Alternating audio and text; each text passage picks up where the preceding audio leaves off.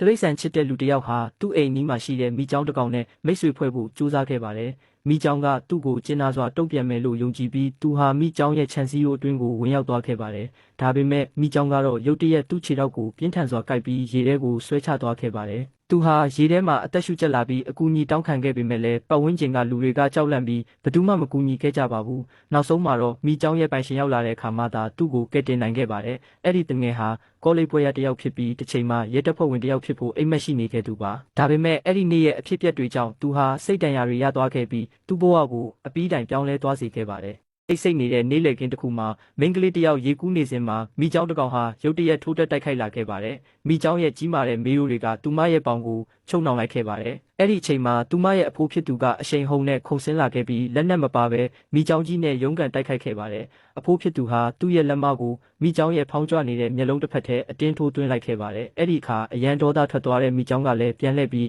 အဖိုးရဲ့ခြေထောက်ကိုကိုက်လိုက်ပါတယ်။အဖိုးကလည်းနာကျင်မှုကိုတီးခံပြီးသူ့ရဲ့လက်ချောင်းတွေနဲ့မိကျောင်းရဲ့ဒုတိယမျက်လုံးကိုပါထုတ်ယူလိုက်ပါတယ်။အဲ့ဒီအခါမှမျက်စိကန်းသွားတဲ့မိကျောင်းဟာနောက်ဆုံးမှာသူတို့နှစ်ယောက်လုံးကိုလွှတ်ပေးလိုက်ရပါတယ်။ဒီလိုအဖိုးရဲ့အသက်ဆုံးတိုက်ခိုက်မှုနဲ့အရှုံးမပေးတဲ့စိတ်ဓာတ်ကြောင့်သူတို့ဟာအသက်ဘေးမှလွတ်မြောက်နိုင်ခဲ့ကြပါတယ်။